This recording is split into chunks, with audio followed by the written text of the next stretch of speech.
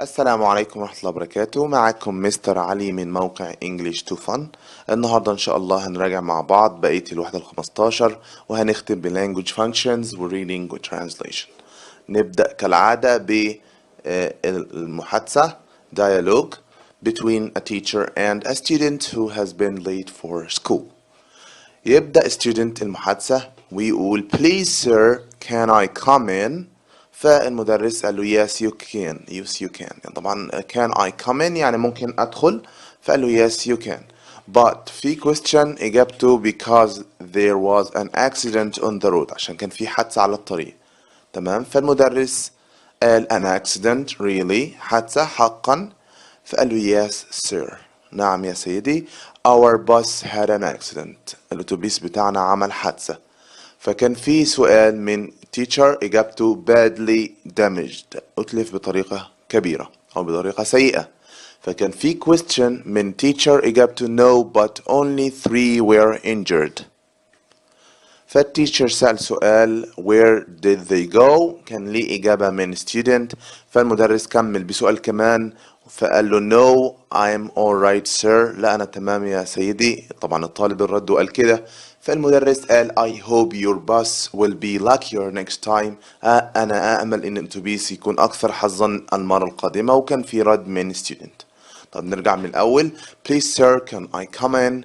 Yes you can but space، كان في سؤال إجابته because there was an accident on the road، يبقى أكيد هيسأله أنت متأخر ليه أو اتأخرت ليه. فيقول له مثلا why are you late؟ student هنا قال our bus had an accident، فكان في question من teacher إجابته badly damaged. بس أنا طب إيه أخبار الأتوبيس دلوقتي؟ مثلا يقول يبقى how is it now، كيف حاله الآن، اللي هو it يعني هنا أكيد عايد على مين؟ الأتوبيس. فرد الطالب وقال badly damaged. كان في question من التيتشر إجابته no but only 3 were injured، لا بس 3 بس اتصابوا، يبقى عايز يقول في حد مات، فما يقول مثلا is there anyone dead. فالتيتشر سأل سؤال where did they go، مثلا هيقول they are sent to hospital، تم إرسالهم إلى المستشفى. فكان في question من teacher إجابته no I am alright sir، فأنا يقول له مثلا are you injured، ما ينفعش أقول له are you okay، لا قال له are you okay no، هيقول له no I am alright، لا يبقى are you injured. تمام. فالتيتشر قال له I hope your bus will be luckier next time، فهيقول له thank you. المحادثة اللي بعدها ما بين كريم ونادر are talking about the future، بيتكلموا عن المستقبل. كريم بيبدأ المحادثة ويقول What do you want to do when you leave school؟ نادر هتعمل ايه بقى او عايز تعمل ايه لما تسيب المدرسة او تخلص دراسة يا نادر؟ فكان في إجابة بالنادر، فكمل كريم بسؤال قال Which university do you want to go to؟ أنهي جامعة أنت عايز تروحها؟ فقال له I'd like to go to Alex University. فكان في question من كريم، نادر قال له I want to study medicine، يبقى انت اكيد عايز تدرس ايه. فكان في سؤال كمان من كريم اجابته من نادر no my father is an engineer، لا بابا مهندس. Do you want to be a surgeon؟ عايز تبقى جراح؟ قال له no I am more interested in research، انا مهتم اكثر بالبحث. I would like to find a cure، اريد ان اجد او اتمنى ان اجد علاجا for cancer، لمرض السرطان. What about you كريم؟ وماذا عنك يا كريم؟ فكريم رد بعده نادر قال oh really، حقا. So when can we read your first novel؟ طب امتى نقدر نقرأ أول رواية ليك؟ فكريم قال تكملة أو رد على when can we read your first novel، وكمل I'm more interested in poetry. فنادر قال oh I look forward to your first book of poems، يعني هتطلع لرؤية أول كتاب للقصائد الشعرية بتاعتك. Let's hope that our dreams will be true، يعني دعنا نأمل بأن تتحقق آمالنا أو أحلامنا. فنادر كمل بإجابة. طيب نرجع من الأول. What do you want to do when you leave، أو what do you want to do when you leave school نادر؟ طبعا هنا قال له which university، يبقى أكيد I'd like to go to a university. طبعا وأنا قلتها university من غير عشان احنا قلنا المفروض لما انت بتنضم لمكان او انت تبقى تبع المكان ده زي I go to school، ما تقولش I go to the school او a school. تمام كده. I'd like to go to university. Which university do you want to go to? I'd like to go to Alex University. كان في question من كريم إجابته I want to study medicine. يبقى what do you want to study؟ يعني ماذا تريد أن تدرس؟ فقال له I want to study medicine. فكان في question من كريم إجابته no my father is an engineer. يبقى أكيد هيقول له is your father a doctor؟ على أساس إن من شوية قال study medicine فأخمن إن والده برضو دكتور فأكيد عايز يطلع زيه. تمام. فقال له is your father a doctor؟ فقال له no my father is an engineer. Do you want to be a surgeon؟ عايز تبقى جراح؟ No, I'm more interested in research. I'd like to find a cure for cancer. What about you كريم؟ طب وانت يا كريم عايز تبقى ايه؟ هيقول لي مثلا I want to be. طبعا احنا طبقا هنا بيقول له طب احنا امتى هنقرأ اول رواية ليك؟ يبقى اكيد هيبقى نوفلست. تمام. بس بعد كده قال ايه انا مهتم بالشعر اكتر. يبقى هو بيقول عايز ابقى ايه author مثلا author writer كاتب او يقول I want to be a novelist or a poet يعني عايز حاجة يا دي يا دي. فنادر قال oh really so when can we read your first novel؟ فهيقول له مثلا ايه مثلا maybe poems first ممكن او انا افضل الشعر اولا. ليه؟ بيقول I'm more interested in poetry. يبقى مثلا نقول maybe poems first وقال I am more interested in poetry. تمام. ممكن هنا نقول مثلا ايه I'm going to start with poems. I love poems more وهكذا. تمام. فقال له I look forward to your first book of poems. Let's hope that our dreams will be true. فأكيد هيقول له we hope so. نيجي بقى للمحادثة اللي بعدها بيقول making an appointment تحديد موعد. patient و nurse مريض وممرضة. hello أو ممرض hello. فكان في question من patient أو من النيرس إجابته من patient is that Dr. أحمد's clinic؟ هي دي عيادة الدكتور أحمد. ففي إجابة من nurse. فالبيشنت قال لها well I'd like to make an appointment with Dr. أحمد. عايز أحدد ميعاد مع الدكتور أحمد. فالنيرس قالت سؤال إجابته yes it is yes it is نعم هي كذلك.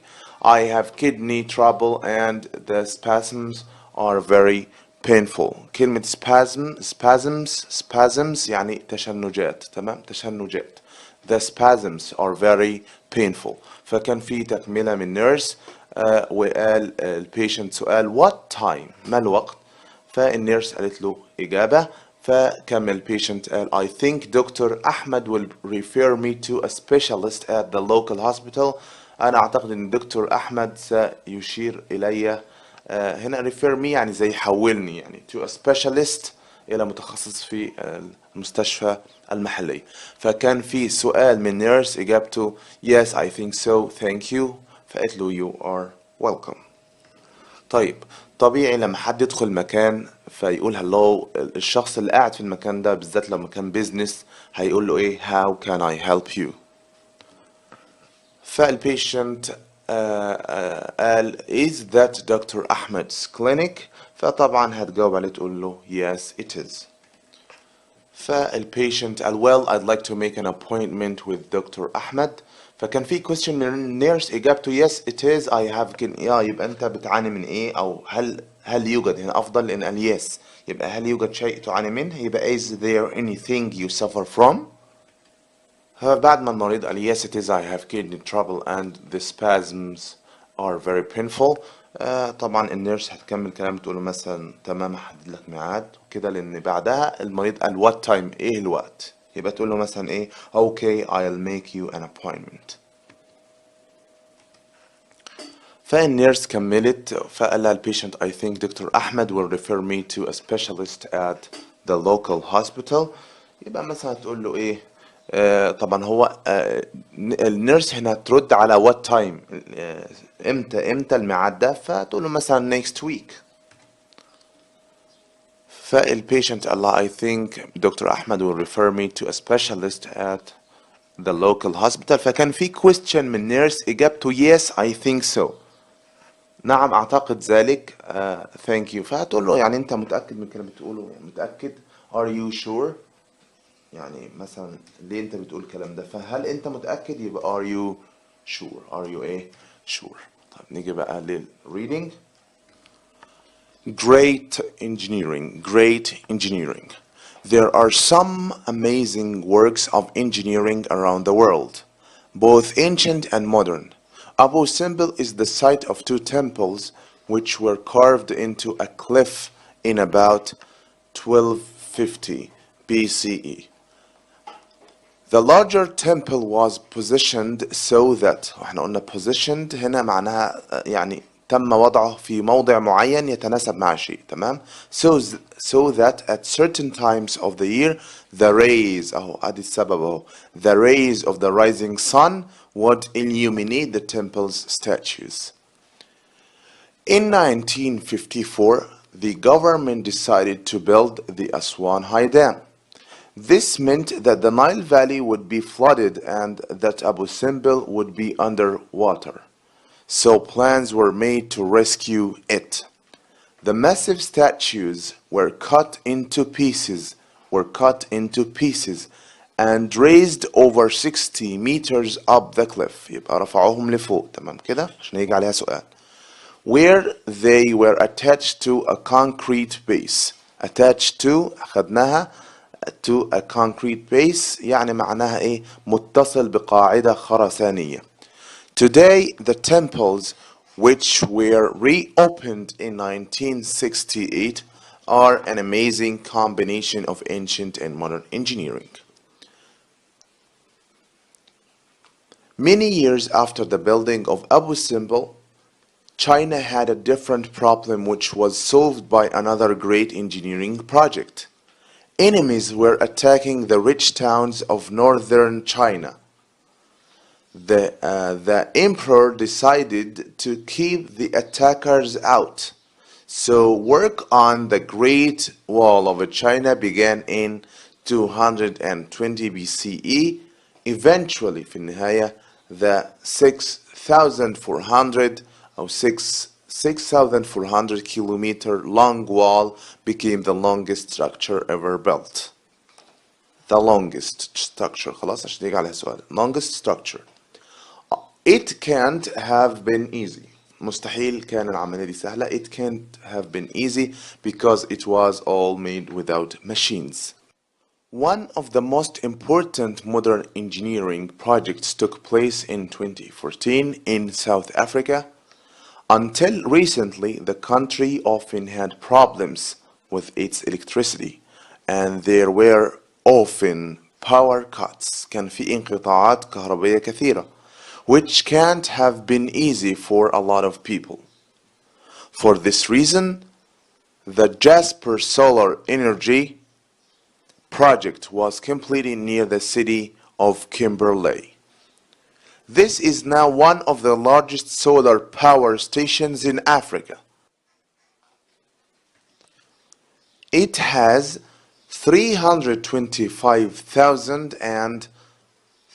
325,360 solar panels which produce enough energy for up to 80,000 homes, but with zero emissions. نيجي بقى للأسئلة. Number 1 بيقول the temples of Abu Simbel were space. مالهم بقى؟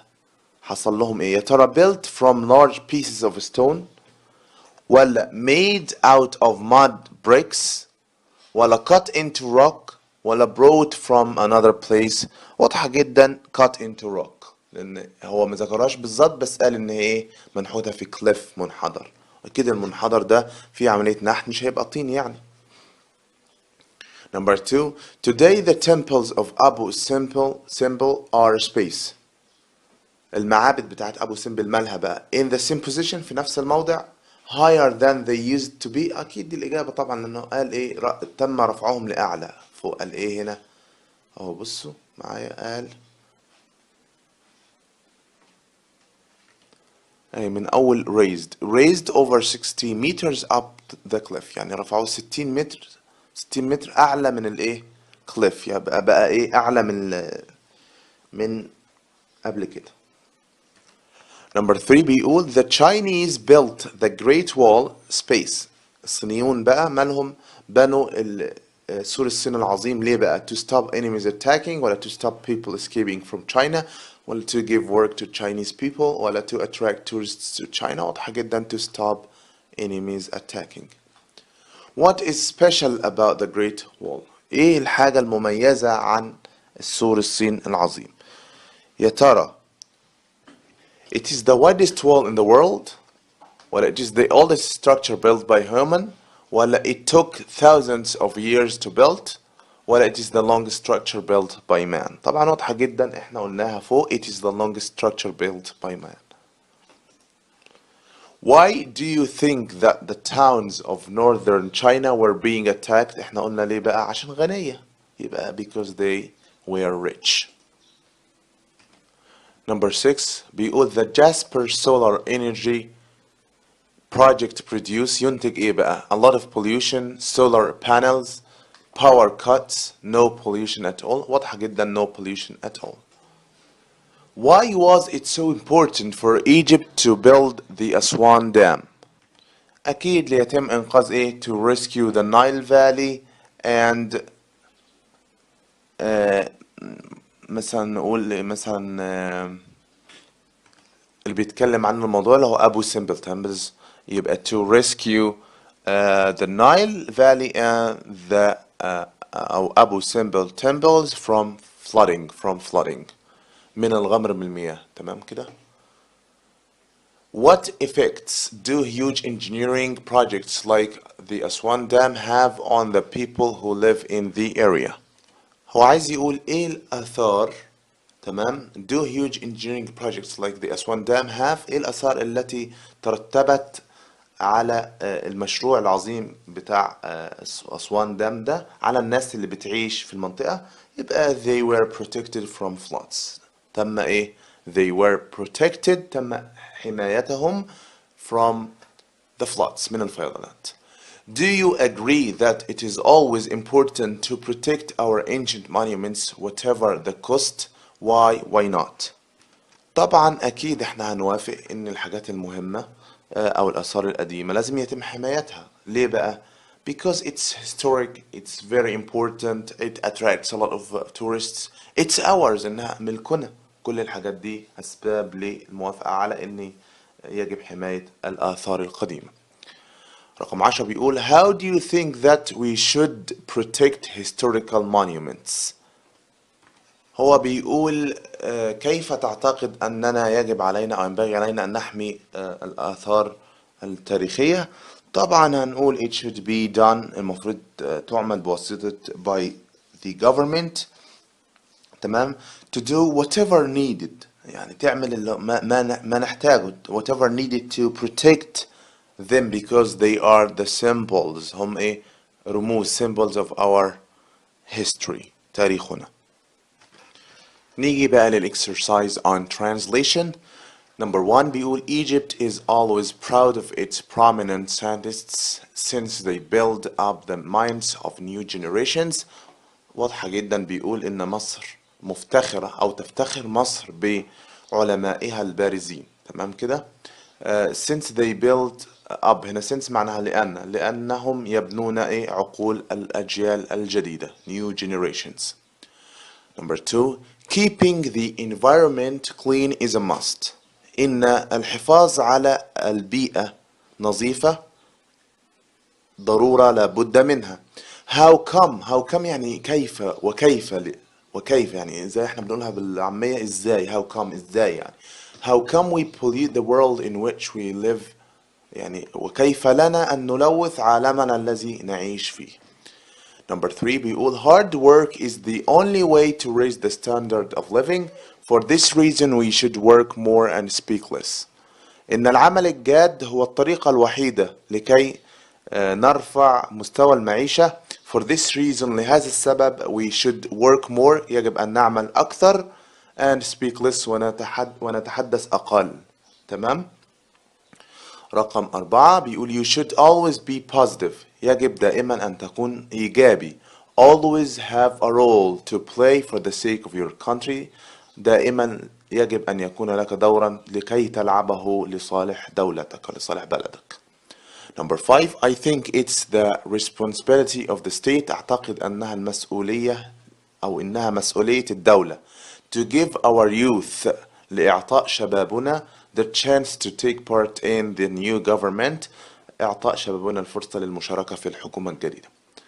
رقم 6, there is no doubt that smoking is a fatal habit. مما لا شك فيه أن التدخين هو عادة مميتة. مميت fatal habit.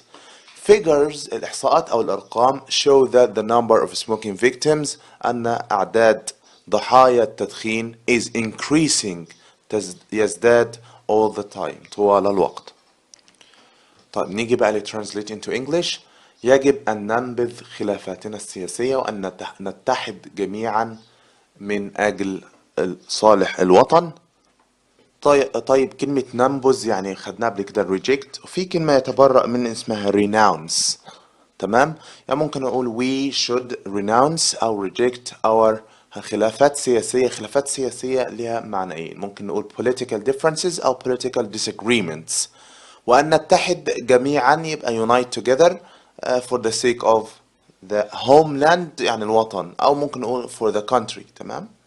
طيب نيجي بقى نشوف الترجمة النموذجية. بيقول we must renounce أي نتبرأ من we must renounce our political differences، وممكن نقولها كمان political disagreements and unite for the sake of the homeland.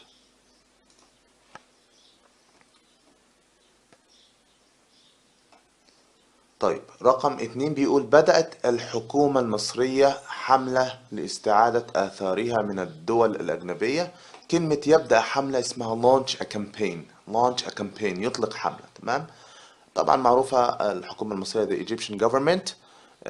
لاستعادة يعني to restore يعني يستعيد. آثارها يبقى it's monuments الآثار بتاعت مصر من الدول الأجنبية. الدول الأجنبية قلنا foreign countries. The Egyptian government has launched a campaign to restore its طبعا هنا ما ينفعش influence آثار، هنا قصده monuments. It's monuments from foreign countries.